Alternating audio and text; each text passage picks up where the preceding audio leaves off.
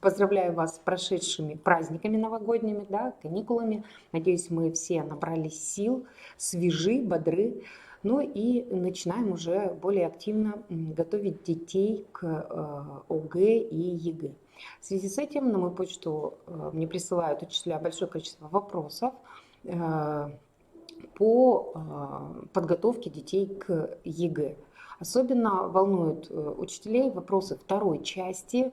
Это задание, решение, вернее, задач по цитологии, решение задач по генетике.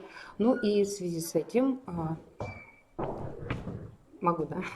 И в связи с этим я пригласила к нам на вебинар председателя ЕГЭ по биологии Максимову Любовь Анатольевну, которая нам сегодня пояснит некоторые вопросы, как же, коллеги, нам с вами подготовить, самим разобраться в этих заданиях и качественно подготовить учащихся 11 класса к решению вот этих достаточно сложных задач.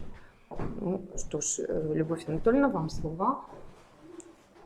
Так, спасибо. Здравствуйте, коллеги. Сегодня мы говорим о заданиях второй части, которые являются заданиями высокой сложности. И касательно заданий 22, 25 и 26 задания, где определенного алгоритма нет, там одним из условий успешного выполнения заданий является умение правильно прочитать задание, то есть выделить смысловые части и понять, в чем суть задания. И основная ошибка на вопросы данных заданий состоит в том, что учащиеся, так вот мы откроем типы заданий, например, линии 22 и конкретно одно из заданий этой данной линии. Ошибка состоит в том, что они, прочитав вопрос, фиксируют свое внимание только на каком-то определенном термине. Вот в данном случае здесь инсулин. И их ответ заключается в том, что они рассказывают про инсулин, какая железа вырабатывает и так далее. А сущность вопроса совершенно в другом заключается. Вопрос стоит, что почему препарат инсулина, необходимый для лечения, выпускается только в виде раствора для инъекций, а не в виде таблеток. Так? И отвечая на данный вопрос, который двухбальный, то есть как бы там два элемента в ответе, они должны именно путем рассуждений, то есть использовать знания, которые у них есть в новой ситуации. То есть вот они начинают, например, с таблеток, и если таблетка, то она должна пройти через пищеварительный тракт. И о чем они говорят? Что в пищеварительном тракте вещества разлагаются до более простых веществ. Поскольку инсулин – это белок, то, следовательно, он будет разлагаться до аминокислот. И вот здесь, опять же, ключевым словом является слово «ферменты», что они не просто расщепляются, а именно расщепляются ферментами до аминокислот. Так, и вот часть экзаменуемых, они правильно первое положение раскрывают, а второе положение, они просто его фиксируют, что при инъекции инсулин поступает непосредственно в кровь. И на этом ставят точку. А вы видите в критериях, что необходимо еще как раз связать с первым пунктом, что почему именно в кровь, инъекции вернее, потому что в крови ферментов данных нет. И он там подвергаться расщеплению не будет. И, соответственно, будет оказывать свое лечебное действие.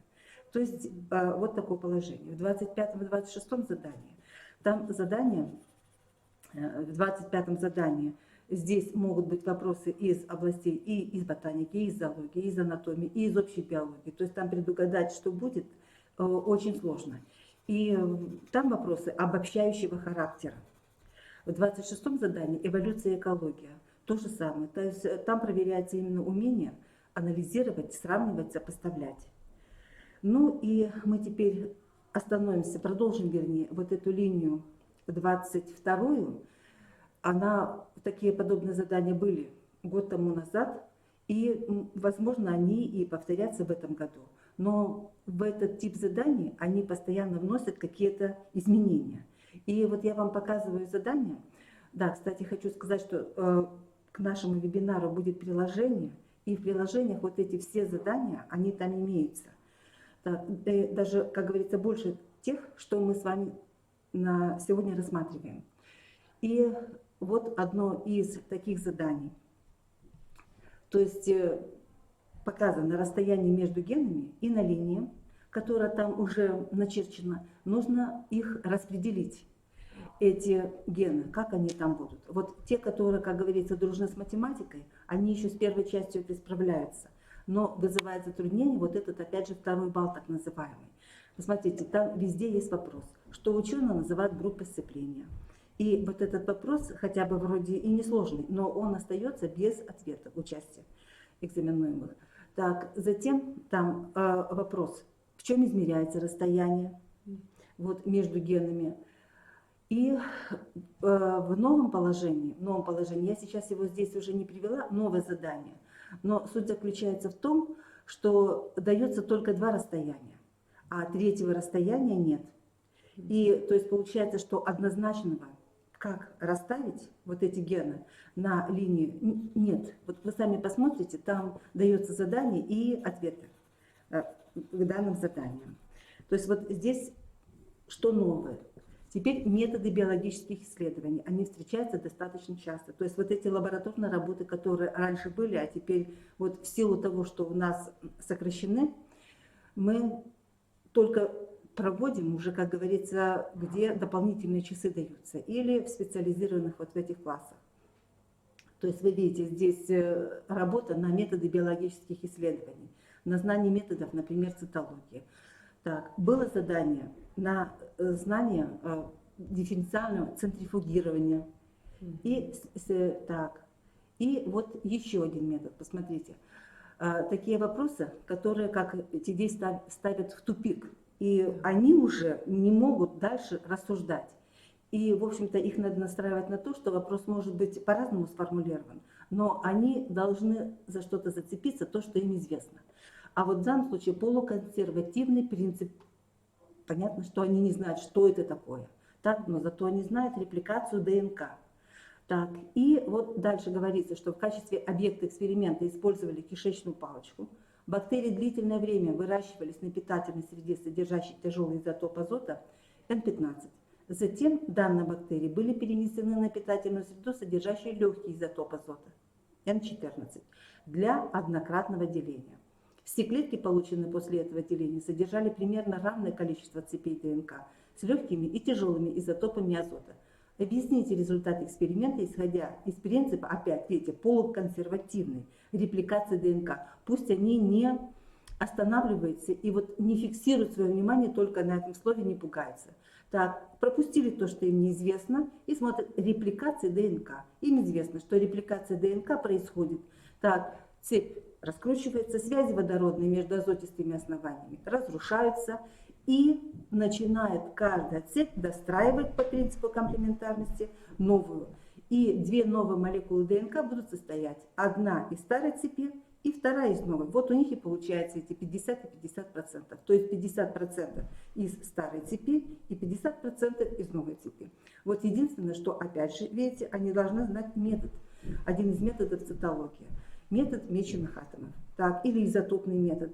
То есть в критериях написано меченых атомов, но если они напишут изотопный, то это будет один из вариантов, как говорится, возможных вот ответа на данный вопрос.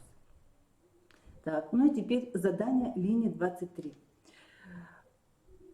Самое важное, посмотрите, если в ответе неверно определен изображенный объект, но имеются верные его характеристики, ответ уже не засчитывается. Например, на рисунке изображен хвощ, а в эталоне даны его характеристики. Участник определяет, что изображен папоротник, а характеристики сходные, то есть стебель, корень. Но вот этот ответ уже как правильный засчитываться не может. Или же там вот нарисован череп животного и нарисован у млекопитающего, а он пишет, что это пресмыкающий. И дальше начинает там характеризовать, что есть клыки, хищные зубы и так далее. Но уже изначально объект им определен неверно, и, следовательно, он уже получает 0 баллов. Так. Ну и вот эти задания, фазы митоза и мейоза, задания, которые встречаются как в первой части, во второй части в задании 23 по рисунку и в задании 27. Один из вариантов 27 задания, где нужно определить количество молекул ДНК и хромосом в разных фазах деления клеток. Так, то есть, во-первых, они четко должны узнавать каждую фазу деления. Так, то есть, например, вот у нас идет первая профаза. Как они определяют профазу? Неважно, митоз это или мейоз это. Так, их характеристики в чем будут заключаться описание? Что центриоли расходятся к разным полюсам клетки, раз. Начинает формироваться нити веретена деления, два. Так, и распад ядерной оболочки, три. Как они узнают метафазу? Метафазу, опять же, не важно, что хромосомы должны выстроиться на экваторе клетки. Вот они видят такую картинку, значит, это уже метафаза.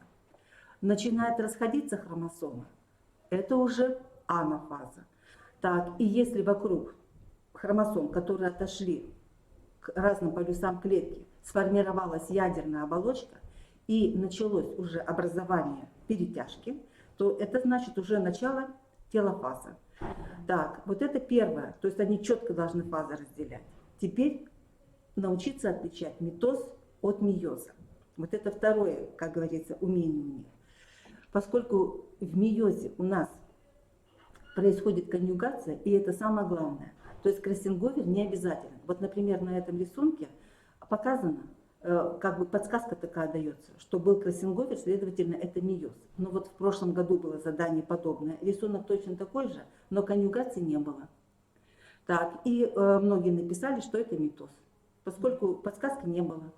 Так, значит, на самом деле это мейоз, то есть мы видим, что гомологичные хромосомы, они сближены попарно. Так, в митозе такого нет. Вот конъюгация, то есть обязательный элемент, и этот термин должен присутствовать. Но даже если они затруднились, забыли вдруг этот термин, но они описывают, что гомологичные хромосомы сближаются, переплетаются, и вот это одна из отличительных особенностей вот этого типа деления клетки. Так, если мы возьмем метафазу, то мы видим, что там и там хромосомы расположены по экватору клетки. Но в случае с митозом мы видим, что хромосомы расположены в одной плоскости.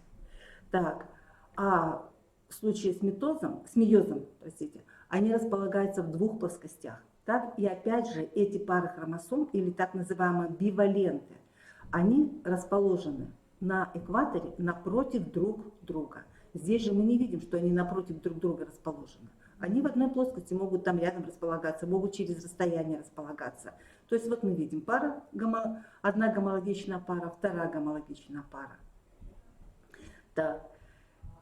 И теперь здесь сразу, да, и анафаза. Соответственно, анафазу мы видим, что начинает расходиться хромосомы двуххроматидные. Так, из каждой пары к полюсам отходит одна двуххроматидная хромосома. Так, вот другая пара. Точно так же одна хромосома двуххроматидная ушла к одному полюсу, другая к другому.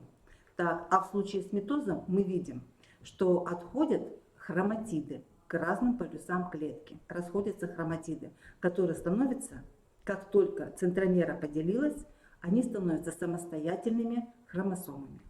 Так, и вот третий элемент, как отличить митоз, фазу, анафазу или метафазу. Так, первого деления мейоза и метафазу второго деления. Не перепутать их с мейозом. Значит, мы видим, что в анафазе, например, второго деления хромосомы двуххроматидные, а пары нет. То есть гомологичные пары, парные хромосомы отсутствуют, только одна хромосома из пары. Так, а в митозе обязательно должны быть хромосомы парными. Так, и в мейозе мы видим, в первом делении расходятся целые двуххроматидные хромосомы. Здесь же, вот митоз мы видим, вот митоз у нас, мейоз второго деления и митоз. Так, здесь мы видим пары гомологичных хромосом, вот они. а здесь только по одной хромосоме из каждой пары. Следовательно, это будет делением уже вторым миотическим делением. Так, а вот первое миотическое деление. Они попарно расположены друг напротив друга. И тогда, поскольку мы уже здесь об этом заговорили, то вот эти задания, например, 27 задание, так, и вот здесь дана схема уже непосредственно только мейоза, первое деление мейоза и параллельно идущие процессы в двух образующихся клетках дочерних второго деления мейоза. Так, то есть вот еще раз, как говорится, закрепить. И вот 27 задание по этим рисункам. Так, что хромосомный набор клеток околоплодника сладкого перца равен 24. Необходимо определить хромосомный набор и число молекул ДНК. Так, при спорообразовании в профазе мейоза 1 и метафаза мейоза 2.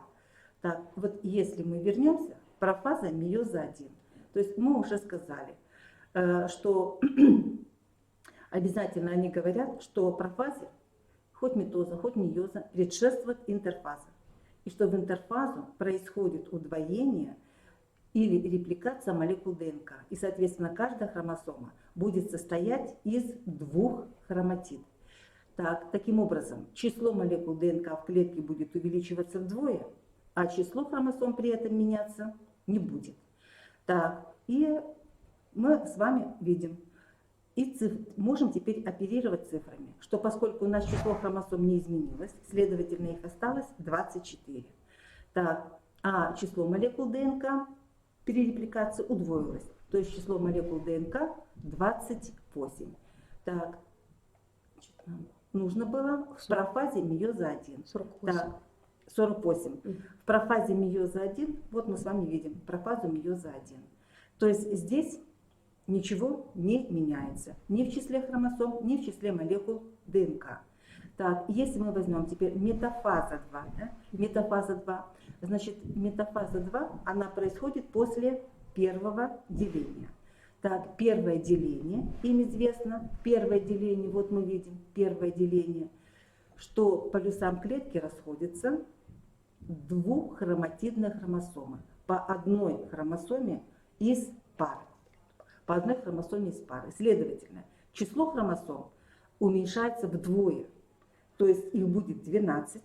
Так, но поскольку каждая из этих 12 хромосом двуххроматидная, то число молекул ДНК тоже уменьшится вдвое. То есть 48 на 2 будет 24. 24.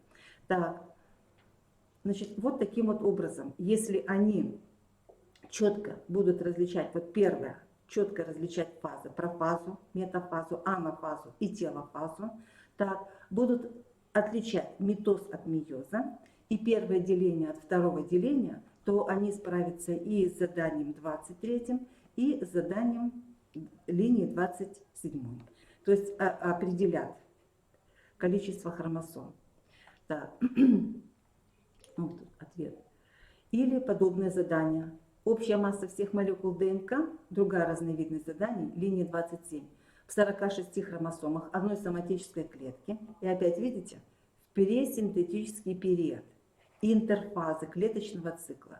Так, но вот поскольку они объем терминов расширяют, то, как говорится, нам придется тоже рассмотреть вот эти G1, пусть даже не подробно, а что действительно в интерфазе различает вот такие фазы G1, S и G2. Так, и, ну, коротко, чем они различаются? Так вот, в пресинтетический период интерфазы, то есть пока еще удвоения хромосом не было, составляет 6 на 10 минус 9. То есть это соответствует диплоидному набору. То есть, видите, здесь прямо не написали. Есть задачи, где в 46 хромосомах соответствует диплоидному набору. И там количество молекул ДНК равно 6 умноженное на 10 минус 9 миллиграмм. Здесь они, видите, опять усложнили текст несколько. Так, определите, объяснив полученные результаты, чему равна масса всех молекул ДНК в клетке при овогенезе в анафазе 1 и в анафазе мейоза 2. Итак, значит, овогенез анафаза первого деления мейоза. То есть, опять же, мы говорим, что в интерфазу первого деления происходит репликация молекул ДНК. Их становится вдвое больше. Следовательно, вот эту цифру 6 на 10 в минус 9 степени миллиграмм мы умножаем на 2. И получаем, что в анафазе первого деления молекул ДНК будут составлять 12 умноженное на 10 минус 9 миллиграмма. Теперь мы перешли к анафазе мейоза 2. Так, в анафазе мейоза 2 до этого было первое деление, которое редукционное. При этом количество молекул ДНК уменьшается вдвое. Так, следовательно, мы 12 на 10 минус 9 делим на 2 и получаем 6 на 10 минус 9 степени. Так, с молекулами ДНК изменений происходить не будет. Почему? Потому что к полюсам клетки расходятся однохроматидные хромосомы. То есть количество хромосом удваивается, а количество ДНК остается прежним. Так. Так, и вот теперь достаточно часто встречаются подобные задания, да, на умение пользоваться геохронологической таблицей. Так, и вот для того, и опять же вот рисунок, здесь фрагмент. То есть мы, отвечая на данный вопрос, описываем только те признаки, которые мы видим на рисунке. Только эти признаки. То есть животное имеет признаки двух классов. Так, и вот что мы видим на данном рисунке? Мы можем сказать, что мы здесь видим признаки млекопитающих. Что нам видно? Вот, они, видите, тщательно вырисовали, вот эти вот, нарисовали вот эти усы вибриссы. То есть мы можем говорить о уже волосяном покрове, что характерно для млекопитающих животных. И дифференциация зубов, так, наличие клыков. И признаки пресмыкающихся то же самое. Вот они четко нарисовали, что конечности расположены по бокам туловища. И наличие вот роговых чешуек, рогового покрова, который защищает от излишних потерь воды. Так, то есть вот те признаки, которые они видят на рисунке, они эти признаки и называют. Так, то есть исключительно по рисунку. А вот теперь как определить эру и период. Эру и период. Значит, вот эта табличка, и там нам говорится, что 270 миллионов лет назад. То есть мы смотрим, которая из этих цифр ближе всего. Так, и 252 это уже меньше, чем 270. Следовательно, она должна быть где-то здесь, в палеозойской эре. А далее они чертят вот эту линию и начинают вычитать. Так, 541 вычитают продолжительность, длительность периода кембрийского, получили цифру и так далее. И вот когда они вычли, получили 298 и 251, то есть вот как раз в этот интервал укладывается 270 миллионов лет. И, соответственно, они пишут, что эра палеозойская, период пермский. Так, но есть задание, вот, например, здесь, где написано, не одна дата стоит, а две. Так, и здесь, да, и вот сейчас вернемся сюда. Они точно так же поступают, и что они получают?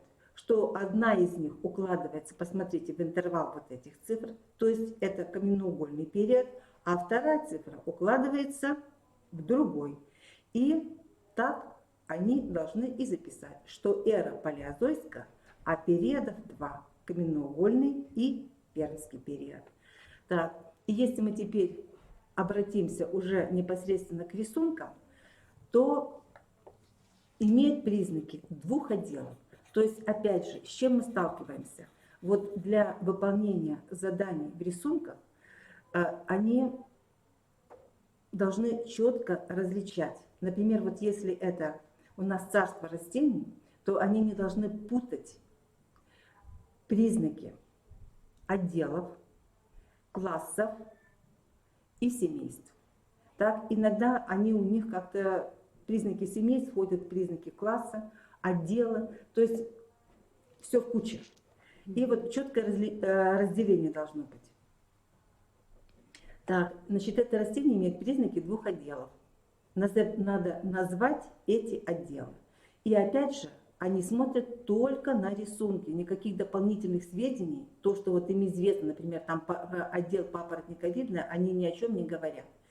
Только то, что это отдел сходно с папоротниковидными растениями, на что на это указывает? Именно листья, вот эти ваги, сходство с современными папоротниками. Так, а с голосеменными растениями. И вот некоторые, вот в части работ было, вот почему-то они вот здесь разглядели, что это ризоиды. Так, ну а поскольку это биологическая ошибка, хотя все остальные элементы ответа у них были определены верно, уже высший балл они не получили, а получили только 2 балла. То есть вот за биологическую ошибку, за эти ризоиды, им балл был снят. Так, и второе. Голосеменные растения. Голосеменные растения, потому что тут есть семя. Вот написано четко, что отпечатки листа и семени. Так, семени. Так, вот это задание 23. И теперь линия 24. В линии 24 точно так же. То есть вот они уточняют, чтобы уже не было там никаких сомнений. И если они прочитают внимательно задание, то там написано, что в тексте необходимо найти 3 ошибки. То есть из 7 предложений, в 3 предложениях допущены ошибки. Так. И если, предположим, вот нам здесь дается пример, железы внутренней секреции имеют протоки, по которым секрет поступает в полость тела. Так, они помнят, что железы внутренней секреции что-то тут не так. И они забыли и ограничились тем, что железы внутренней секреции не имеют протоков. Все, и поставили точку. Так, и отрицание, оно к полному ответу не приравнивается, поскольку, опять же, в условии задания сказано, что надо не только найти ошибку, определить ее, но необходимо ее исправить. Так, и вот мы видим исправление. Железы внутренней секреции не имеют протоков, а выделяют секрет непосредственно в кровь. Так, и только тогда они получают за этот элемент ответа 1 балл. Так, а если просто отрицание, то оно к полному ответу не засчитывается. И, соответственно, 0 баллов.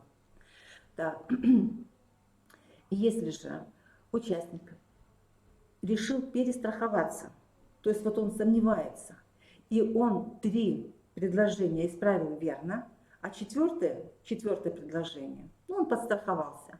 То есть получается, что он правильный вариант исправил на неверный вариант. И вот в этом случае, видите, если в ответе участника исправлено 4 и более предложений наряду с 3 правильными исправлениями, то за каждое лишнее исправление правильного предложения на неправильное снимается 1 балл. Но это только в том случае, если у него 4 предложения и 3 верных. Если же у него всего 3 предложения, так и 2 исправлены неверно, а 1 верное исправление, то он получает, соответственно, баллы по числу правильных верных исправлений. Так, то есть там уже баллы за ошибки, они и так уже ему не выставлены, там уже ничего не снимается. Так, кроме того, здесь встречаются ответы краткие, то есть они не пишут все предложение или часть какого-то предложения не переписывают, а просто записали номер предложения и только нужное слово. И вроде бы у них в каждом пункте все исправлено верно, но поскольку вторая часть – это задание с развернутым ответом, то за такой вариант решения задания линии 24 они получат не больше 1 балла. Хотя ими определены верно все 3 предложения, все ошибки исправлены верно, но поскольку ответы уже слишком краткие, то они получают за такое задание только 1 балл. То есть вот это основные такие ошибки при выполнении заданий линии 24. Так. Ну и теперь мы переходим к линии 27. Линия 27. Так, и рассматриваем задание с использованием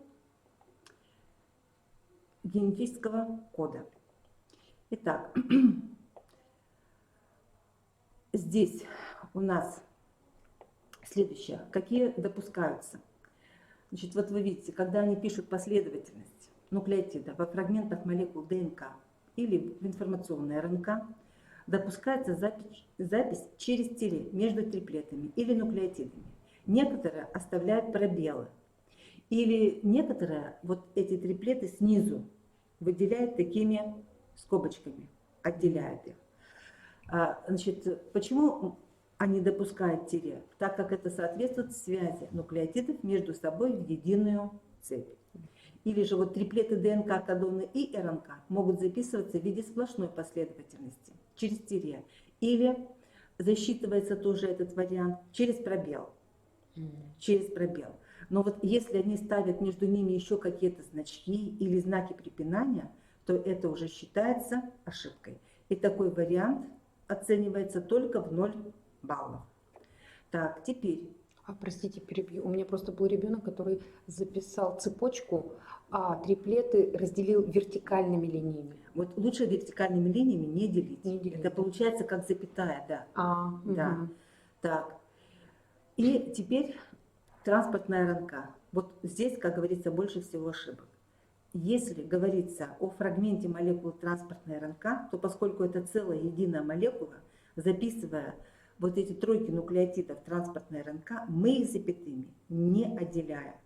Но если идет речь об антикодонах разных молекул ТРНК, то мы ставим между ними, отделяем их запятыми. И вот они вот эту запись переводят на запись фрагмента молекулы транспортной РНК. То есть они ее тоже отделяют запятыми. Или наоборот, антикодоны транспортной РНК они записывают без знаков препинания. Так, то есть получается, что они недостаточно их понимают, что каждый антикодон – это антикодон одной молекулы, следующий антикодон – это антикодон уже другой молекулы. И вот здесь при записи между ними должна стоять запятая, когда они записывают антикодоны. То есть вот вы видите, это свидетельствует о непонимании участников экзамена того, что антикодоны принадлежат разным молекулам ТРНК и не связаны в единую цепь. То есть снимается 1 балл. И вот здесь мы видим антикодоны транспортной РНК, вот таким вот образом они записали. Уже ошибка. Правильный вариант, они отделили каждую молекулу транспортной РНК запятой. Так, или фрагмент молекулы транспортной РНК. Так, теперь при записи аминокислот. Вот там написано определить последовательность аминокислот, а дальше они не дочитали. Последовательность аминокислот, а написано в полипептидной цепи. Так, и они записали эти аминокислоты, правильно записали через тире, но здесь написали они аминокислоты. То есть вот это недочет. И уже, если так написано, уже высший балл уже не ставится, да. Потому что это же не аминокислоты, это фрагмент полипептидной цепи, фрагмент белка. Так, то есть или белок пусть напишут, или если они хотят, последовательность аминокислот в полипептидной цепи. Теперь, как записывается последовательность аминокислот в белке? Вы видите, что если они ее записывают через запятую, то это считается ошибкой. Так, правильные варианты или через тире, или одним словом, без всяких знаков препинания. Да. То есть вот это правильная запись последовательности аминокислот в полипептидной цепи, которая засчитывается. Так, ну и теперь задания. Вот последние типы заданий, которые встречаются на генетический код. Итак, фрагмент молекулы ДНК имеет последовательность нуклеотидов. И вот если внимательно научить их читать задания, то здесь вот уже последовательность выполнения всех операций, она уже как бы задается в самом задании. Итак, определите последовательность аминокислот во фрагменте полипептидной цепи. обоснуйте свой ответ. Так, какие изменения могли произойти в результате генной мутации во фрагменте молекулы ДНК, если вторая аминокислота в полипептиде изменилась на аминокислоту фен? Итак, то есть мы выполняем пока первую часть. Итак, для того, чтобы определить последовательность аминокислот во фрагменте полипептидной цепи, понятно, что они определяют ее по информационной РНК. Да, вот забыла я сказать, что прежде чем решать такие задачи, у них вот тут должен быть алгоритм решения этих задач. И вот в том приложении, ну, как говорится, есть алгоритм, может, наверняка у вас есть тоже свои алгоритмы решения задач. И тут в чем заключается этот алгоритм? Что генетический код триплетен. То есть одна аминокислота кодируется последовательностью 3 нуклеотидов. Так, и теперь вот самое главное, что им никак не удается, что нуклеотиды, кодоны информационной РНК, не только информационная РНК, но и транспортная РНК, и рибосомная РНК, они комплементарны триплетам молекулы ДНК. А то у них получается, что комплементарны триплетам ДНК только информационная РНК. И вот эти задачи, где известно, что все виды транспортной РНК синтезируются на фрагменте молекулы ДНК, они решают таким образом, что они построят вначале РНК, а потом по РНК определяет транспортная РНК. Вот, то есть сделайте упор, что такого в алгоритме решения задачи нет. То, что нуклеотиды информационной РНК комплементарны нуклеотидам транспортной РНК. А вот нуклеотиды ДНК комплементарны всем видам РНК. Итак, то есть вот определите, они записывают обязательно, что находим информационную РНК по принципу комплементарности.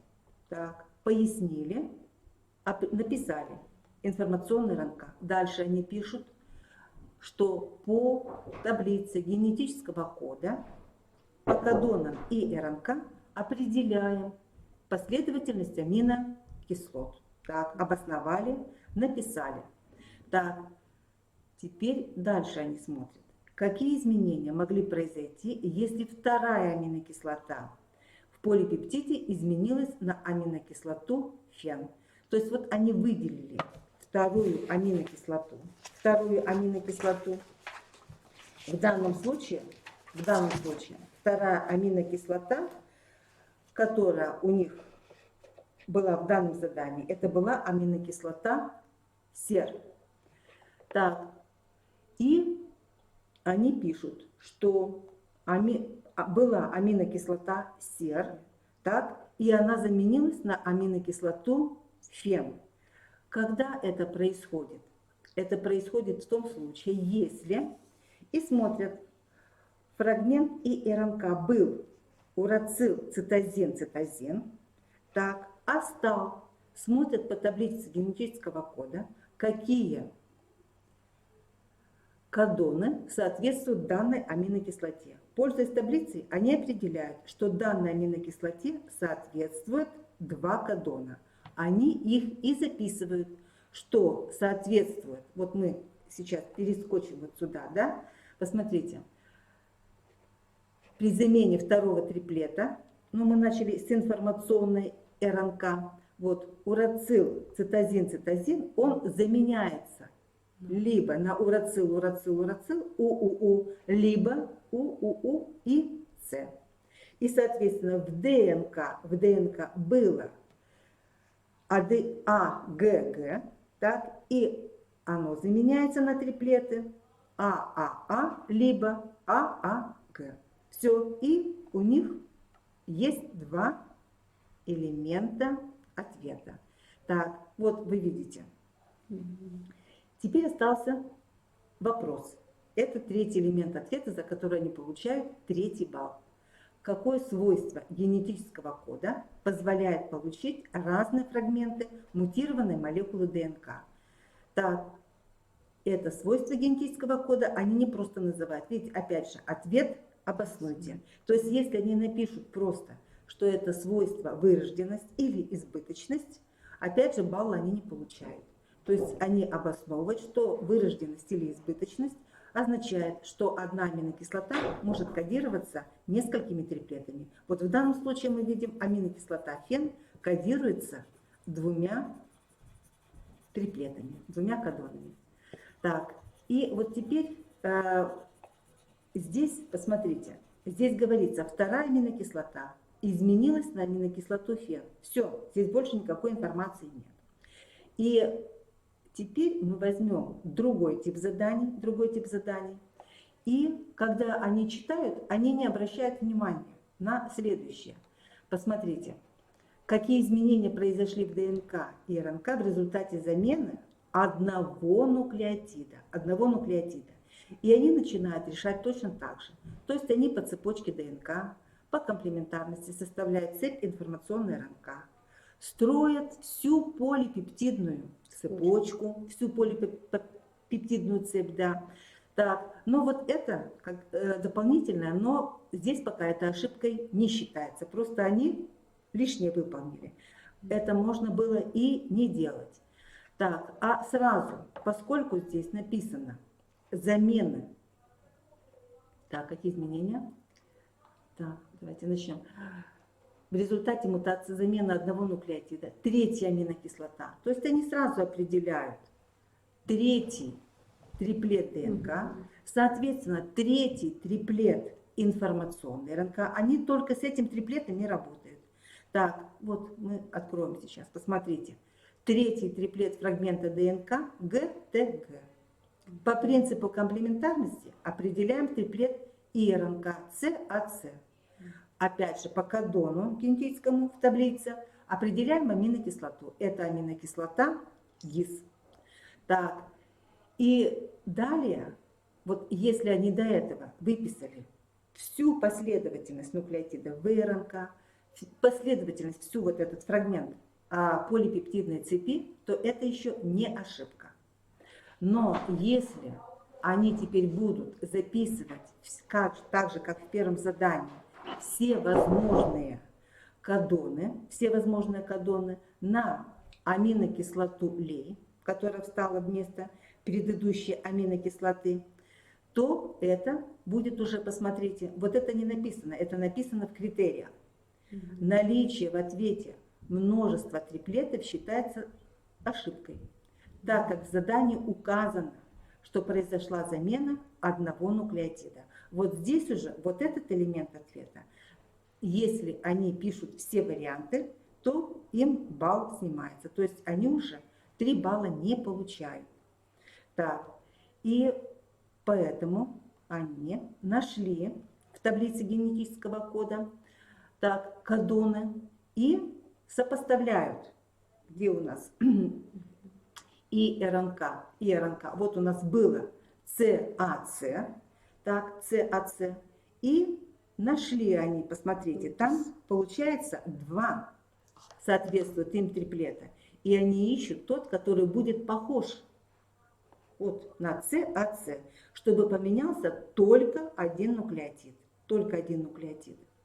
Так, и это будет кодон СУЦ. Вот, один нуклеотид поменялся, да, вот он. То есть они не пишут, потому что есть задание, где, например, там будет одну аминокислоту кодировать 4 или даже 6, и если они все это выпишут, уже ошибка. Так, и они так и пишут, что, видите, что в РНК в третьем кодоне САЦ нуклеотид А заменился на О. Могут и написать еще в скобочках тоже СУЦ.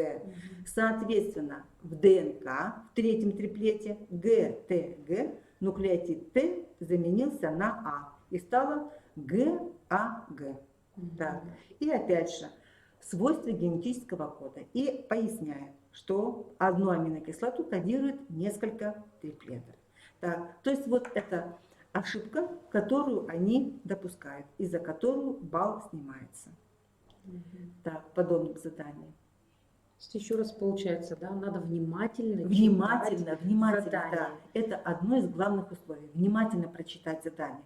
Потому что они, видите, не выделяют Да. жирным шрифтом, на что надо обратить внимание. Они сами должны вот это видеть. Так, следующий тип заданий, который вот впервые встретился только вот в прошлом году. Фрагмент начала гена имеет следующую последовательность нуклеотидов. Вот она дается. Это последовательность нуклеотидов.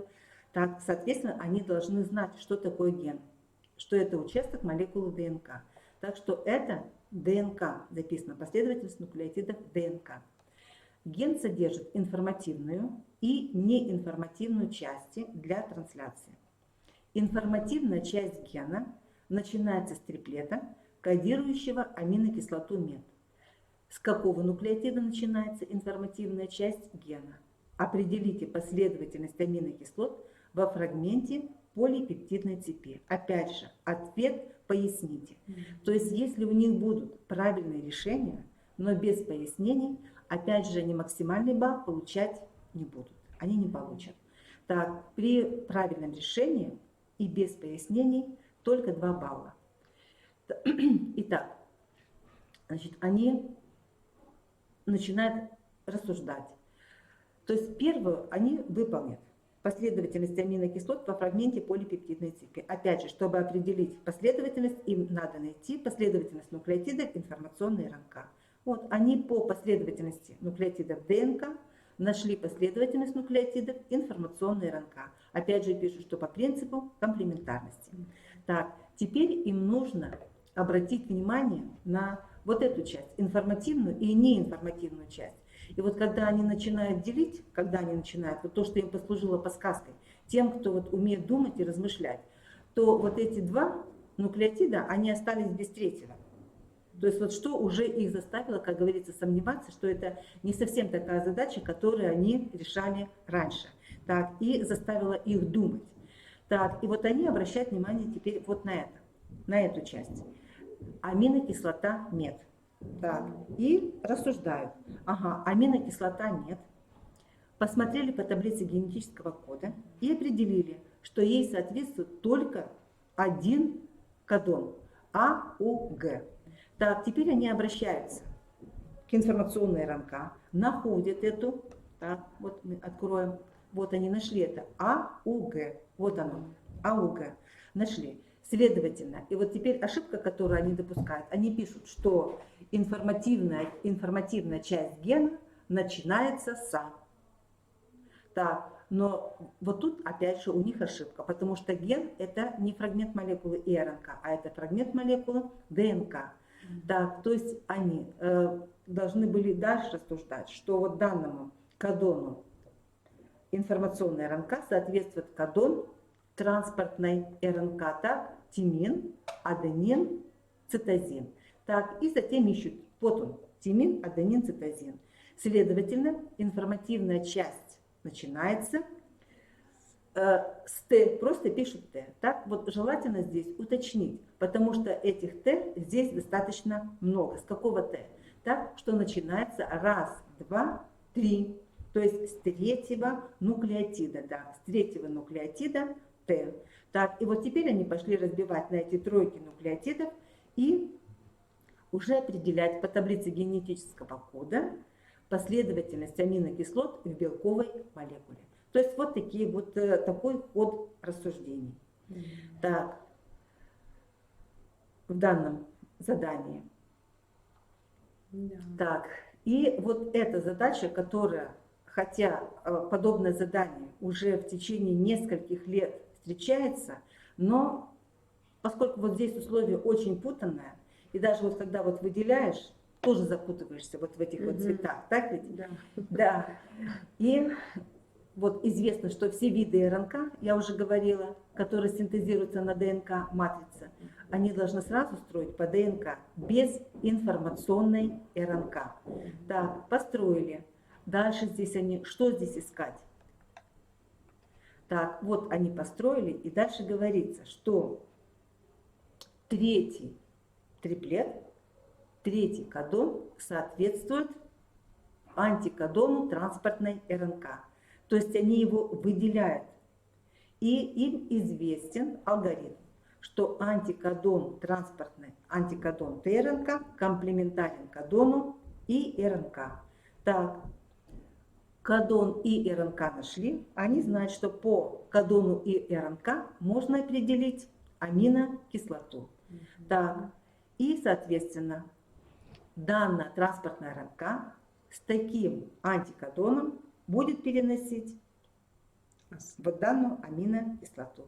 Так. Да. Вот. То есть здесь такие основные моменты, где они допускают ошибки. И, соответственно, начало у них неверное, и, соответственно, вся задача дальше будет решена неправильно. Так. Да. Много разновидностей Да. задач, и в этом, наверное, сложность. Да? В этом сложность. Детям Да. приходится, так сказать, вот только поучили КИМ, прочитали и быстро ориентироваться, что же у них спрашивается. И наша задача им подсказать, да, вот эти моменты. Да. Ну и теперь вот здесь ошибки, о которых мы уже говорили. Молекулы транспортной РНК, несущие соответствующие антикодоны, ходят в рибосомах в следующем порядке. И хотя вот уже в самом задании, вот эти тройки нуклеотидов выписаны через запятую, они пишут просто ТРНК и записывают их через черточку. Да. Да. То есть их соединяют в единую цепь. Да, в единую цепь. Так, и затем, соединив их в единую цепь, ниже пишут и РНК. Так, и уже пошла ошибка. Да, уже пошла ошибка. То есть и РНК у них будет определено верно, но начало уже неправильное. Так, и вот поэтому, как написано, если вот они напишут антикодону ТРНК, то, возможно, еще их это как-то настроить на то, что антикодону ТРНК мы выписываем через запятую. Через запятую. Так. Ну и далее здесь уже у них никаких, как говорится, затруднений в данном задании не получается, потому что они строят и нуклеотиды. Далее информационная РНК и ДНК находят синтезируемый фрагмент белка. Вот основная ошибка у них идет в самом начале выполнения задания. Но опять же, то есть вот это задания, которые были, так, с которыми встречались они. Или вот еще одно из заданий, да, тоже. Несмотря на то, что оно длинное, и здесь в подобных заданиях не требуется пояснений, но, по крайней мере, раньше не требовалось пояснений, а только решение этого задания, но оно у них вызывает затруднения. Хотя, если внимательно прочитать, то вся последовательность выполнения задания, она уже в самом задании содержится. Вот написано, что генетический аппарат вируса представлен молекулой РНК. Фрагмент молекулы РНК, вирусная РНК, имеет следующую последовательность. Определите нуклеотидную последовательность фрагмента двухцепочечной молекулы ДНК, которая синтезируется в результате обратной транскрипции на РНК. То есть вот это предложение их уже, Да. их уже все, уже их запутало, да, выбило уже из колеи. Так, то есть вот здесь некоторое понятие тоже, вот этой обратной транскрипции, то есть тут все идет наоборот. Мы по ДНК синтезируем информационную РНК, а здесь в начале по РНК вируса мы синтезируем ДНК, а потом уже по ДНК мы ищем РНК и так же, как обычно, по информационной РНК определяем последовательность аминокислот в белковой молекуле. Да. И когда они синтезировали двухцепочечную, они опять считают дальше. Установите последовательность нуклеотидов во фрагменте РНК аминокислот, матрицы для синтеза РНК, на которой идет синтез вирусного белка, вот, прошу прощения, является цепь ДНК, которая комплементарна вирусной РНК. То есть там же две цепочки, и они смотрят, по которой цепи строить, которая комплементарна вирусной РНК. То есть которую они первую соберут, получается, да? Да, которая будет комплементарна, вирусная РНК. Да. Но, как говорится, это еще не конец. А начало всех их сложных проблем. Потому что в этой, да, в демо-версии, если вы смотрели демо-версию, появляется новый тип заданий, то есть новый сюжет этой линии 27, где даются уже начало и конец. Так, да, не вникая особо в это, просто-напросто, что всегда цепочка начинается, ДНК и РНК, начинается всегда с 5 штрих. Да. Так, с 5 штрих конца.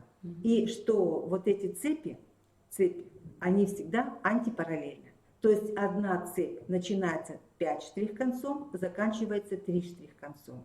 А вторая цепочка антипараллельна. Она начинается с 3 штрих конца и заканчивается 5 штрих концом. Так. И вот задача такая же, которую вот мы только что рассматривали, что ген содержит информативную и неинформативную части для трансляции.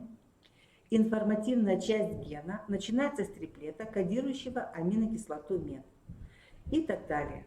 Так, вот здесь в чем, как говорится, их сложность будет? Вот тут написано, что верхняя цепь смысловая, а нижняя цепь транскрибируемая. Так, то есть где идет синтез информационной РНК, на которой идет синтез и РНК. Соответственно, они вот как здесь записано, они так ее и выписывают. Так? То есть они пишут 3 штрих, последовательность нуклеотидов 5 штрих.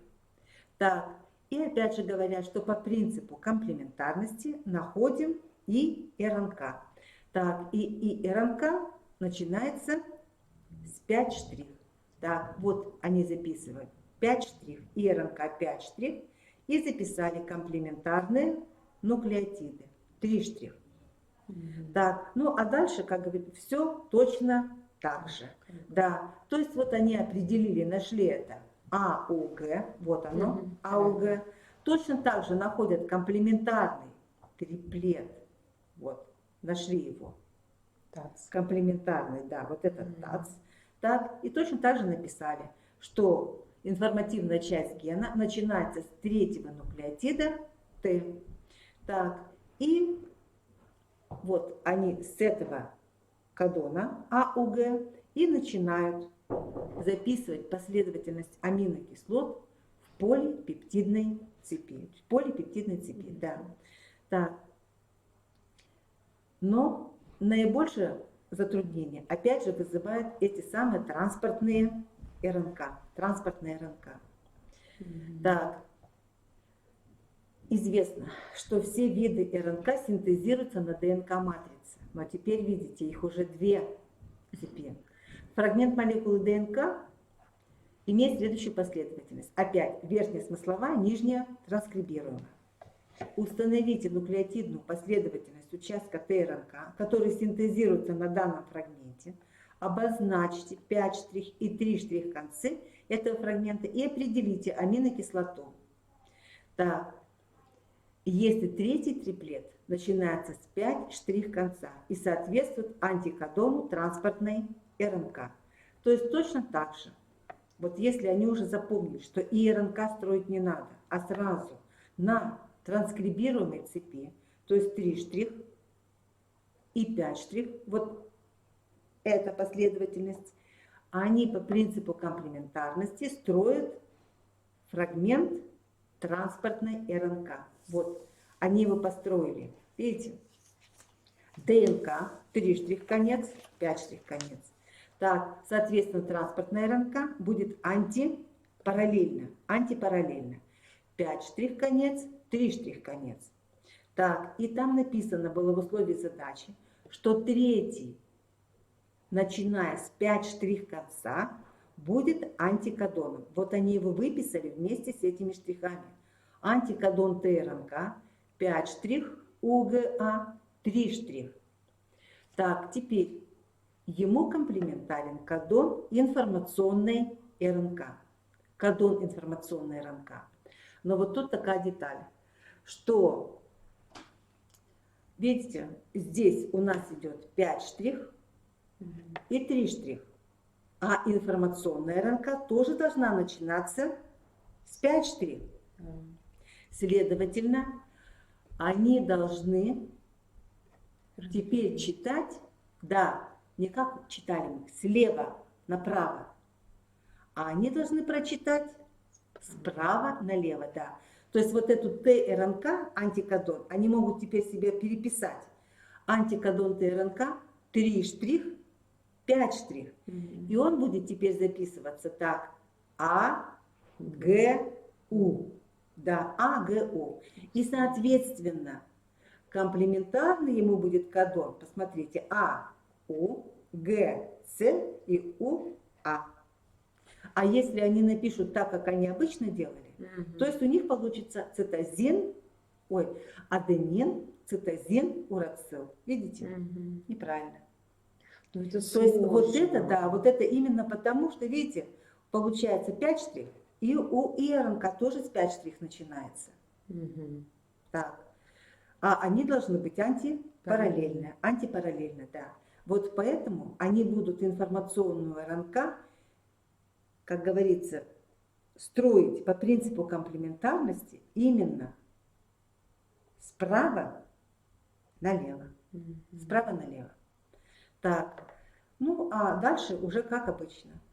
Определяет по таблице генетического кода аминокислоту, которую будет переносить данная-транспортная РНК. Так, вот здесь... Ну, я вам скажу, что вот РНК. эта задача самая сложная. Да, она сама по себе сложная, что они с информационной РНК путают. Во-вторых, ну вот когда вот прорешиваешь, я вот уже со своими прорешивала, они как-то быстрее дети перестраиваются. Да? Да. Я, мне кажется, дольше перестраивалась, чем они. Ну да. Да. В принципе, надо пока нам самим понять, да? Да. А потом уже. И вот такая же задача, посмотрите, молекулотранспортная РНК, вот они, которую мы рассматривали без этих штрихов, самую последнюю. И здесь вот точно так же, но тут, вот я теперь уже не помню, у них было написано, или это я сама выделила, опять же, антикодоны ТРНК, антипараллельны кодонам информационной РНК. Так, то есть вот они построили эту информационную РНК. Каким образом они ее будут строить? Антипараллельно. То есть они будут записывать вот так. Каждый кодон и РНК они будут писать. Не, ну вот на этом триплете трудно показать, потому что тут они одинаковые. А вот если с этого триплета мы начнем, то они должны написать аденин, гуанин, гуанин, а не гуанин, гуанин, аденин. Так, то есть в обратной, вот они записали последовательность РНК и записывают, видите, аденин, гуанин, гуанин. Следующий, соответственно, цитозин, гуанин, урацил. Урацил, цитозин, урацил. То есть вот все читать справа налево. Каждый кодон. Каждый кодон, да, каждый кодон. Каждый кодон. Вот они построили, поставили 5 штрих-конец, 3 штрих-конец. Так, теперь дальше, посмотрите. Теперь им надо построить двухцепочечную молекулу ДНК. Вот по этой и РНК. И опять же, мы бы что сделали? Мы вначале, вот если бы этих штрихов не было, мы построили бы вначале по принципу комплементарности первую цепочку, а потом по первой цепочке построили бы вторую. Так? А здесь, то есть у нас была вначале верхняя цепь, потом нижняя цепь. Да. А теперь посмотрите, поскольку информационная РНК у нас 5 штрих-кодон, так, то они антипараллельны. Следовательно, мы ДНК начнем с чего? С нижней цепи. С нижней. То есть мы построили вначале. Поняла. Вот. Понятно, да? Да, вот. теперь мне стало понятно. Да. Они к этому 5 штрих к концу. То есть вот они построили вначале нижнюю цепь по принципу комплементарности. Вот мы видим, видите, по принципу. А потом по нижней цепи, опять же по принципу антипараллельности, они построили 5 штрих-конец. Ну, я вам скажу, Да. вот закручивать Ну, вот задачу. если, как говорится, поупражняться, а вот в приложении там есть вот варианты с решением и на упражнение. То есть вот я из 2020 года все эти задания выписала. И если вот поупражняться, то эти задания можно решить. Вот они уже решают. Да, можно решить. То есть вот самое главное вот показать, откуда вот это вот взялось. То есть вот по 5 штрих к концу. Мы вначале нижнюю построили 3 штриха, Мгм. а потом по нижнему построили верхнюю Верхнюю. цепь, да, Мгм. по принципу комплементарности. Ну а дальше уже, как говорится, обычно. Мгм. Так, находим вот эту последовательность аминокислот в Мгм. полипептиде. Вот, Мгм. видите, написано. Они ограничиваются, только вот тут точку ставят. Последовательность аминокислот. Поставили двоеточие и пишут вот этот порядок аминокислот. Мгм. Вот это слово они игнорируют, то есть они уже его не дочитывают. Мгм.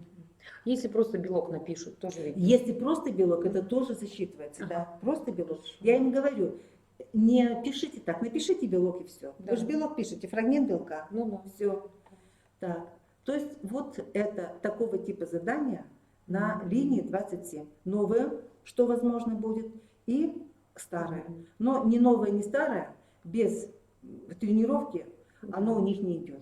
Да, да, Так, да. оно не идет. Потому что задания, которые были до этих лет, они были намного проще, намного проще. Мгм. Да.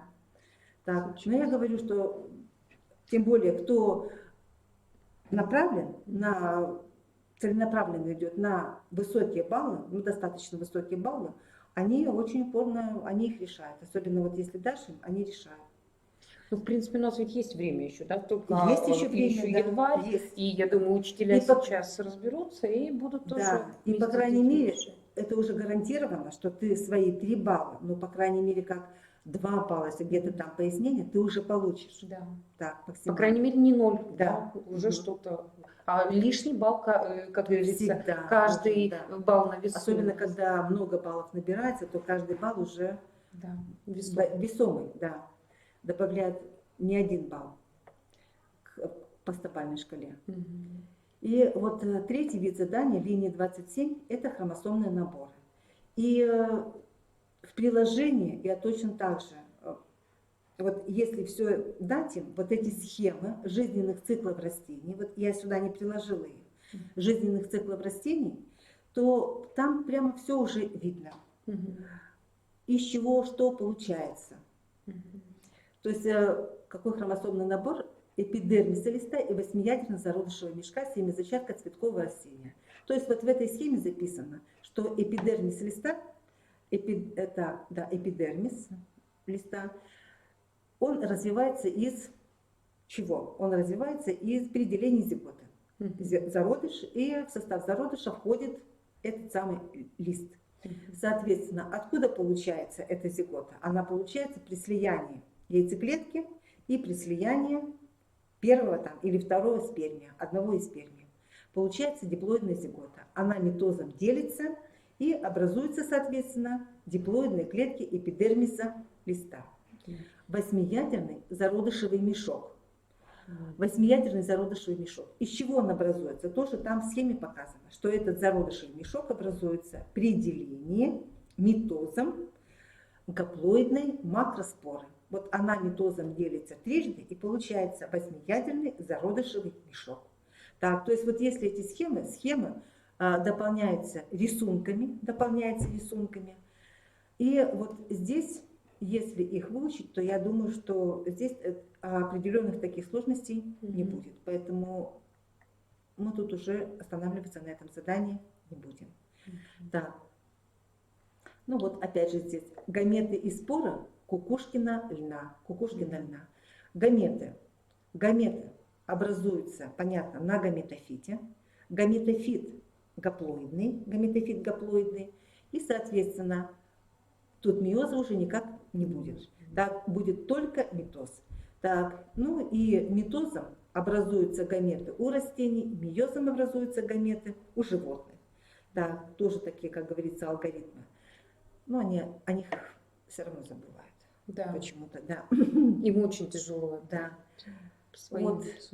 Значит, гаметы будут гаплоидны. Из каких клеток они образовались? Они образовались из клеток гаметофита, да, путем митоза. Споры образовались из клеток, там как они уже напишут, из клеток споранги или из клеток коробочки, да, которые рост споранги выполняет. Опять же, как они образовались? Поскольку это спорофит, то он диплоидный.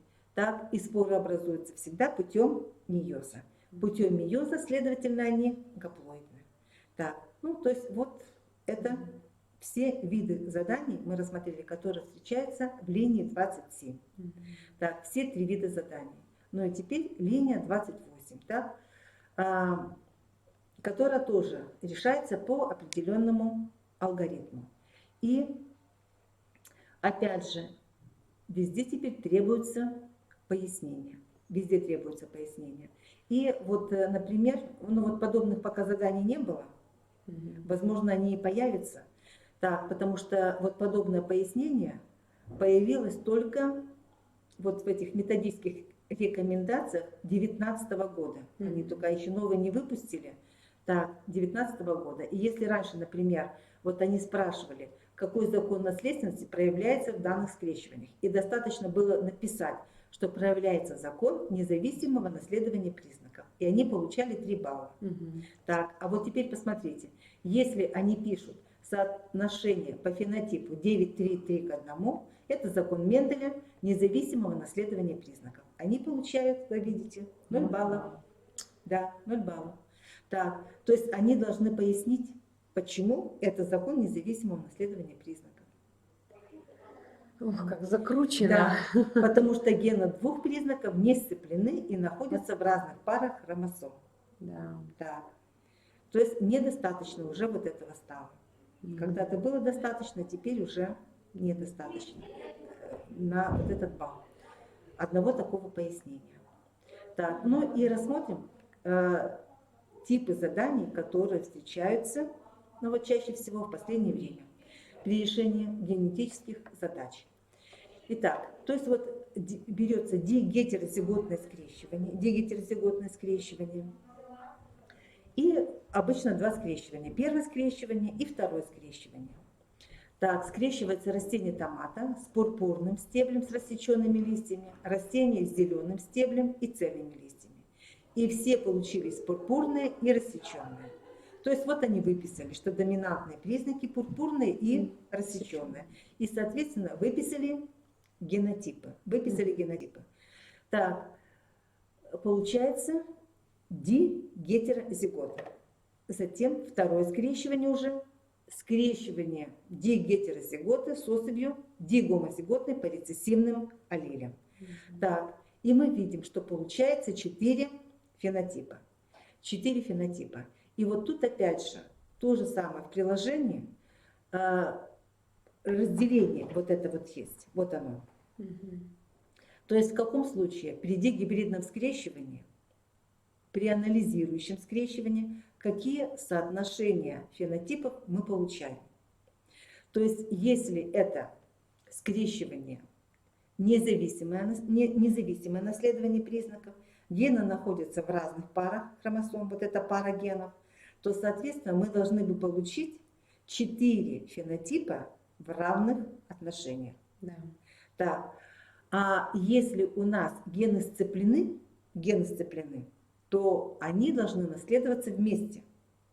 И мы должны получить фенотипов 2.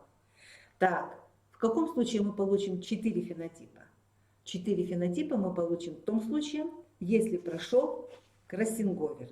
Так, и вот мы смотрим, то есть теперь все генетические задачи построены, ничего здесь не дается. Какой доминантный, какой рецессивный признак, какая-то задача на независимое наследование, на сцепленное наследование. То есть они должны проанализировать условия задачи и только после этого ее решить.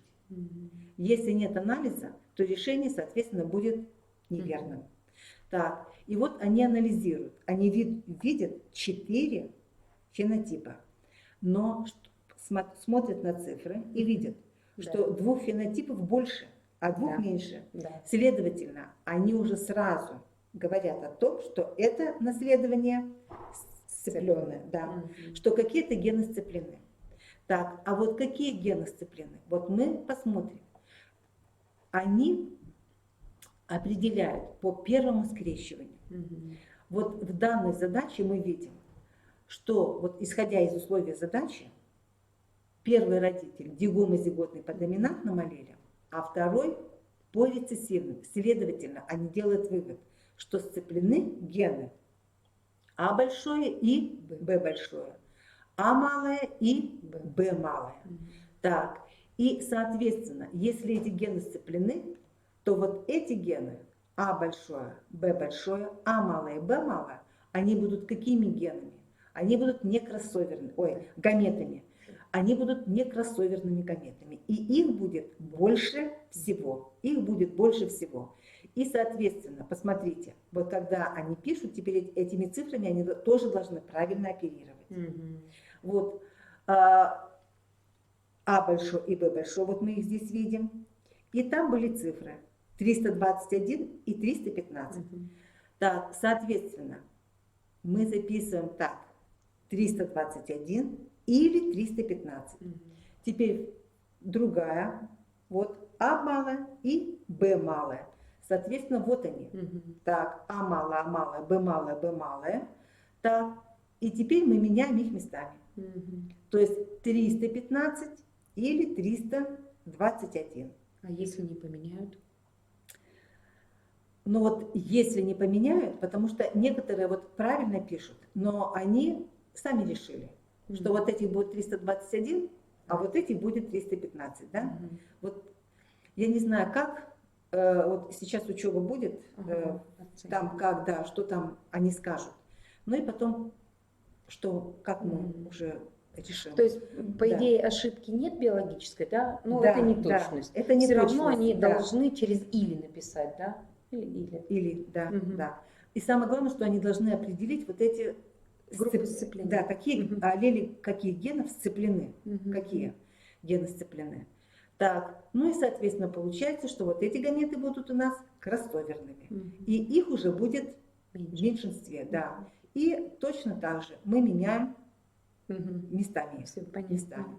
И когда они пишут уже третий элемент ответа, то они обязательно отмечают, вот, вы видите, да, результат сцепленного наследования аллелей генов.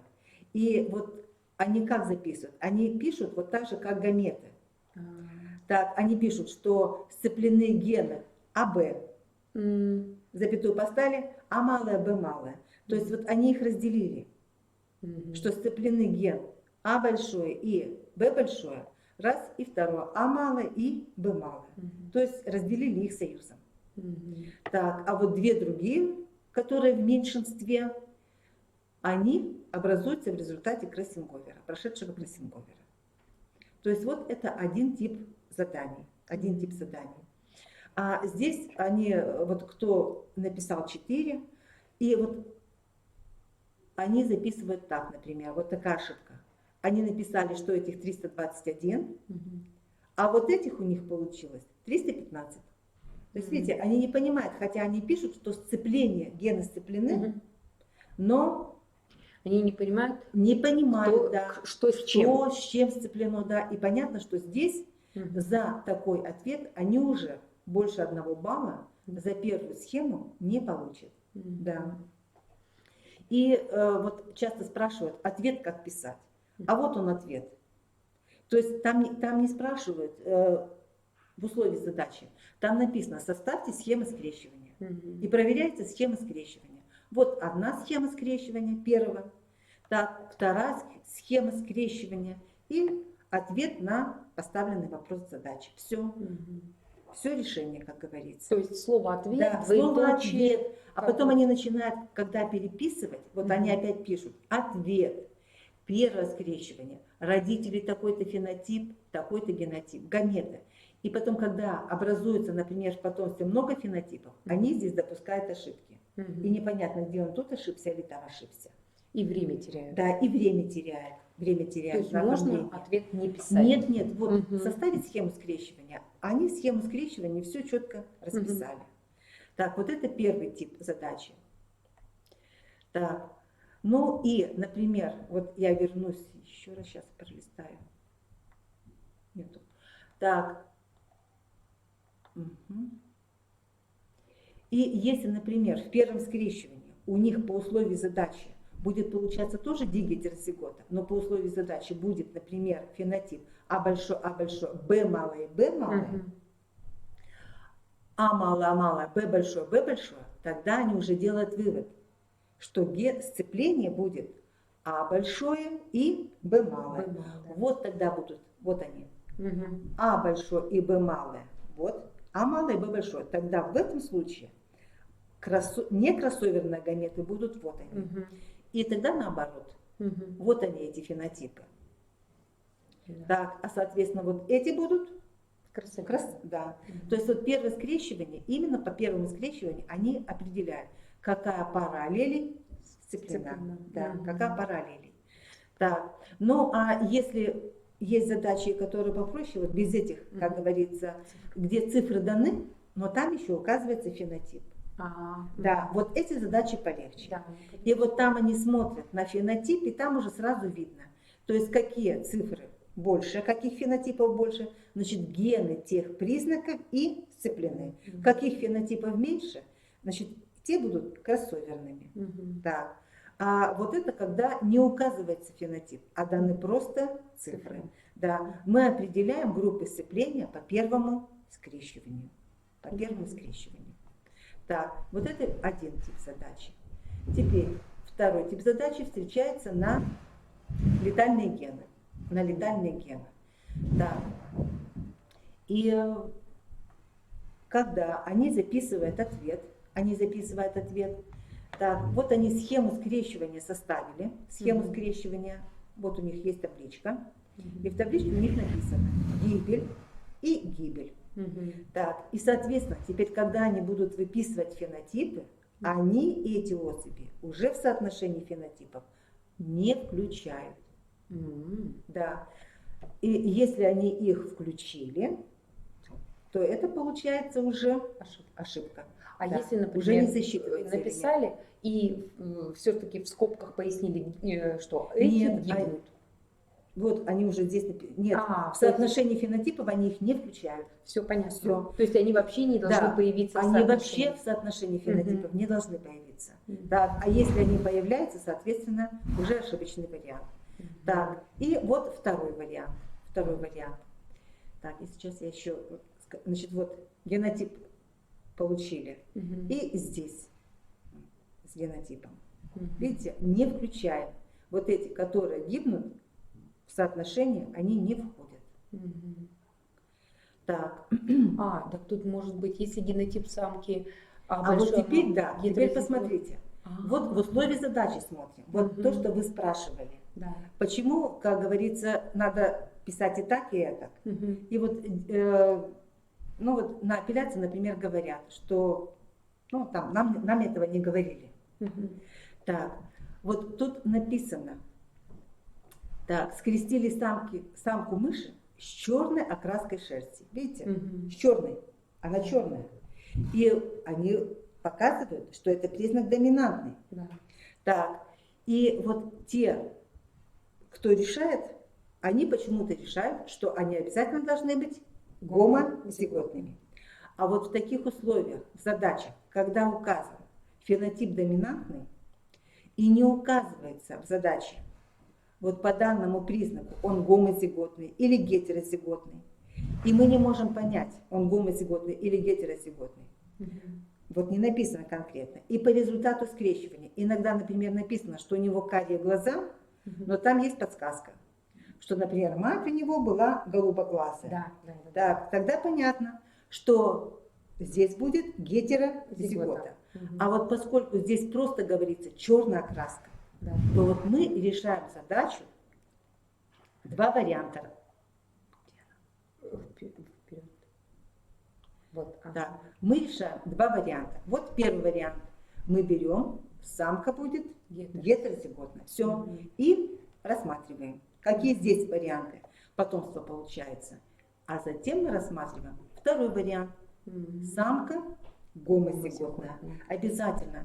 Так, чтобы получить, как говорится, вот эти свои заветные 3 балла. Обязательно Мгм. мы рассматриваем. Когда не указывается никаких подсказок в задаче, нет. Рассматриваем оба варианта. Вот точно так же, например, с группой крови. Мгм. Так, поскольку вторая и третья группа, они могут быть и гомозиготными, Да. так, и гетерозиготными. И если просто указана вторая группа, и не указывается, например, что там у них родились дети, у которых первая группа, то понятно, мы опять же рассматриваем два варианта. Когда у него генотип и А большое и А большое, то есть он гомозиготный, и А большое, и с ноликом, да, маленькое. Да, вот точно так же, как и здесь. Мгм. То есть не надо, как сказать, бояться детям, если они не увидели никаких подсказок, они просто решают два варианта. Да, два варианта решают. И вот теперь вы видите, могут они вот это написать и сразу после каждого варианта, а могут и отдельно. Мгм. Если генотип самки, вот мы видим гетерозиготный, то фенотипическое расщепление будет таким 1, 2, 1, 2. Так, а если они там напишут, например, 2, 2, 1, 1, то есть как они распределят, это уже значения не имеет. Самое главное, что у них вот эти все 4 цифры есть. У них может получиться 1, 1, 2, 2. Да. Да, Мгм. да. То есть от перестановки да, мест конечно, вот ничего как страшного. они их распишут, в каком Мгм. порядке они их поставят. Ага, Да. понятно. Мгм. И если генотип самки гомозиготный мы видим, вот Мгм. они бы выписали, то фенотипическое расщепление будут, и они, вот они здесь и пишут. Почему у нас, видите, у Такое нас же. вариантов Мгм. 4 и 2, то есть мы должны получить 8, Да. но мы получаем только 6. Мгм. Куда 2 оставшихся дели? И вот мы их сюда и включаем, Мгм. что так как потомство с генотипами погибает на эмбриональной стадии. Мгм. И здесь, соответственно, тоже погибает на эмбриональной стадии. Все, мы пояснили. Да. То есть те, которые летальны, мы их в соотношение Нет. в окончательное не включаем. Всё. Так. Даже мне стало понятно. Да? Да, Всё. я теперь поняла. И вот это вот Мгм. то же Да, самое да. здесь. Надо будет порешать с детьми. Так, и вот если вы решали такие задачи, то посмотрите. Теперь обратная задача.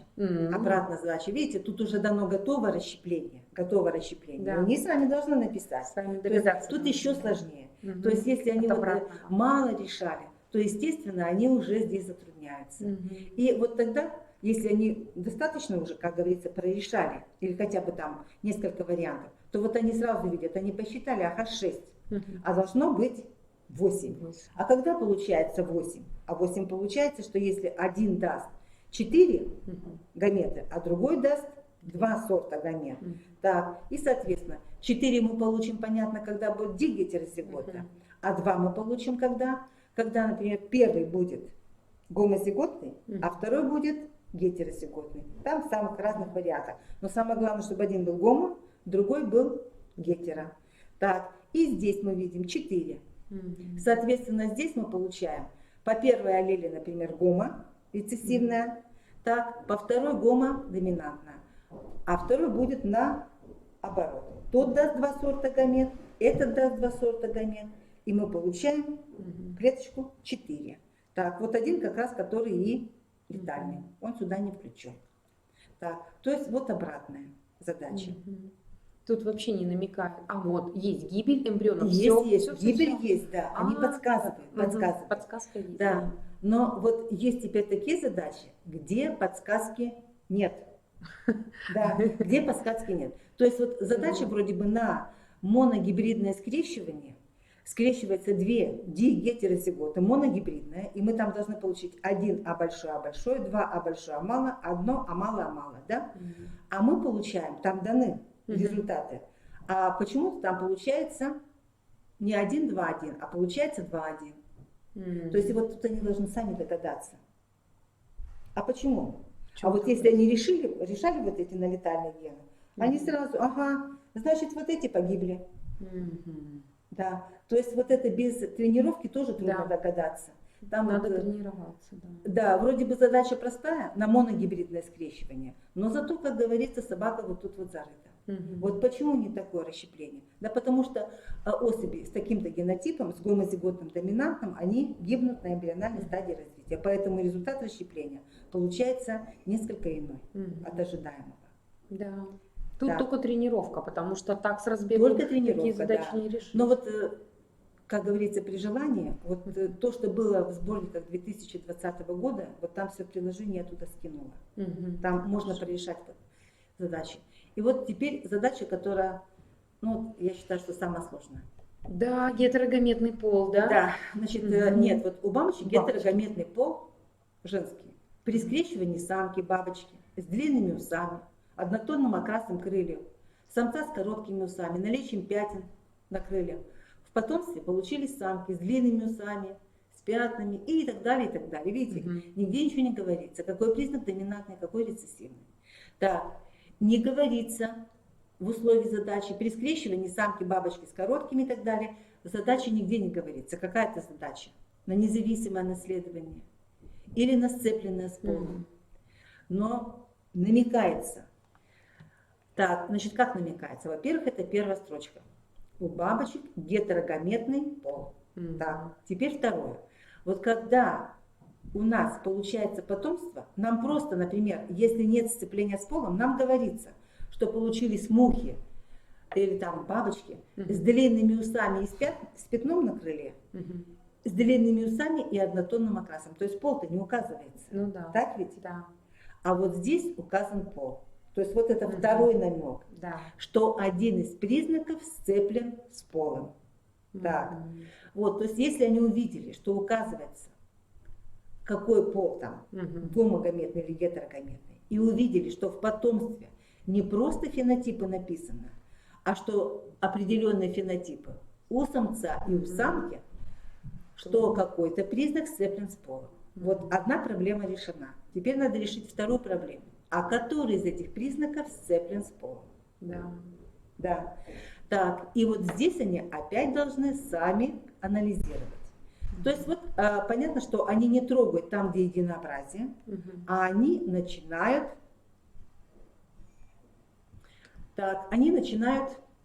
рассуждать, да, там, где получилось, скрещивалось два фенотипа и получили два фенотипа. Самки такие, самцы такие. Да. И, соответственно, вот они видят, посмотрите, самка. С длинными усами. Так, а где окраска? Вот, вернемся сюда. Вот, посмотрите, в потомстве получились самки с длинными усами и с пятном. Самцы с длинными усами и с однотонным окрасом.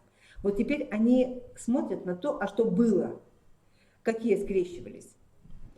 Так, все потомство было единообразно. Вот мы смотрим теперь на первое, где нет единообразия. Итак, самки были с усами длинными и однотонные. Так, а стали тоже усы длинные, но пятно появилось. Так, то есть они были однотонные, остались пятном. Самцы были, так, короткие усы и пятно было, а стали длинные усы и однотонный окрас. То есть мы видим, что поменялось окраска тела, так ведь? Да, окраска тела. Вот, следовательно, мы сразу предполагаем, что, возможно, с полом сцеплена окраска тела. Окраска тела. Так, а вот поэтому мы уже определяем здесь, что, поскольку скрещивались, так, какие у нас с длинными и с короткими, а все получились с длинными, вот в одном мы уже определились, так, в одном признаке, что длинные усы это доминантный признак, а короткие рецессивный признак. Вот теперь, да, мы в доносе обязательно выпишем, что самки гетерогаметны, а самцы гомогаметны. Так, по условию задачи сказано. Так, с усами мы определились, так, поскольку они у нас на первом месте, мы их обозначили буквой А, и длинные усы будут доминантные, короткие рецессивный признак. Теперь пошли разбираться с этими пятнами. Итак, предположим, что этот признак сцеплен с полом. Так, самка, вот она с длинными, мы усы не берем, мы их не считаем, мы смотрим только на окраску. Так, вот она у нас. X, а большое. Y, да, она Да, же гетерозиготна. да, она гетерозиготна, то есть только X несет. Так, и самец с короткими усами. Вот мы проверяем, или усы, или пятно скрещивается. Вот мы начали, как говорится, с этих, да, с усов. Так, и что мы видим? Тогда мы получим потомство, самки будут с короткими, а самцы с длинными. А по условию задачи у нас усы и самцов и самок длинные. Следовательно, мы делаем вывод, что длина усов с полом не сцеплена. То есть мы себя проверили, успокоили. Так, мы уже видим, что поменялись окраска. Так, но мы проверили себя, что действительно усы аутосомный признак, с полом не сцеплен. Так, теперь мы должны определить еще, Хорошо, мы определились, что окраска сцеплена с полом, но нам теперь надо узнать, определиться, пятно – доминантный признак или однотонный окрас? Доминантный признак. Все, теперь пошли сюда. Предположим, B малое – это однотонная окраска, B большой – доминантный – это пятно. Так, значит, самка у нас однотонная. Так, тогда по-нашему B малое. Вот она будет. Да. B малое. Так, а самец у нас пятно. B большой. Так, вот B большое. Так, и тогда самки у нас будут и с пятном, и с однотонным. То есть, а по условию задачи у нас не так. Да, у нас она должна быть только одного цвета. Да. Следовательно, однотонный будет доминантный. И вот мы себе в дано уже выписали, да, теперь уже. Вот, усы короткие и так далее. И теперь мы пишем X, B большое, однотонная окраска, X, B малое, пятно. Да. Так, все. И теперь уже, когда у нас дано все есть, мы можем теперь уже приступить к решению задачи. То есть вот самое трудное сделано. Да. Так, вот эти все выкладки, они не нужны. Их можно на черновике Их оставить. можно на черновике, да. А-а-а. Ничего пояснять не надо. Так, а вот схема скрещивания. Ну, то есть, грубо говоря, уже, да, если мы видим решение, это правильное решение, да, значит, всё. ребенок... Ничего пояснять не надо, пояснений не нужно. Так, потому что они потом начинают пояснять, и потом они путаются, да. И вот вроде все это решили, а сцепили не так. Теперь третий элемент ответа. Значит, там спрашивают, вот где они меняются фенотипами, то почему там происходит вот такое расщепление. И они объясняют, вот посмотрите, связано со сцеплением этого признака с X-хромосомой, не просто с полом. Потому что Y-хромосома это что же половая хромосома? Да. Так, надо уточнить, с какой половой хромосомой сцеплен ген этого признака. Так, и затем, пояснение. Они здесь коротко поясняют, а если они длинное пояснение, ничего страшного не будет. Вот они здесь так и поясняют, что поскольку признак окраски крыльев сцеплен с полом, то что мы видим? Самец, да, вот этот доминантный аллель, он гомогаметный, да, он доминантный аллель получил от самки XB большое. Поэтому у него было пятно, а теперь стал окрас однотонный. Так. А самка у нас имеет одну X-хромосому. И она вот эту X-хромосому с B малым, то есть наличием пятна, получила от самца. Вот поэтому у нас в потомстве получились самцы с однотонным окрасом, а самки получились с пятном на крыльях. Так. То есть вот это одна из самых сложных задач. Но вот если они обратят внимание, вот мы еще раз, если вернемся к условию задачи, вот на эту строчку, что в потомстве указывается не только фенотип, но указывается и пол. Так, и затем возьмут за то скрещивание, где фенотипы самца и самки, по которому признаку поменялись, им даже не надо будет, они могут сразу начать вот с того, предполагая, с окраса. С усами, чтобы не путаться уже, а сразу с окраски, признаки которых поменялись. И убедиться в том, что действительно этот признак будет сцеплен с полом. И вот им останется только определить, какой доминантный, а какой рецессивный признак. Да. Ну вот. И все эти выкладки не делать. То есть мы видим, что задания достаточно сложные и, в общем-то, требуют серьезной подготовки. Да. Тут даже, знаете, как бы его можно понять. Единственное, что, да, потренироваться раз, второе, тут оно по времени затратное. Тебе надо вот это на черновике прорешать, понять и потом уже решить задачу. Вот я и говорю, и поэтому не надо писать эти ответы. Да. Потому что сам анализ, сами рассуждения, они достаточно времени занимают. Да.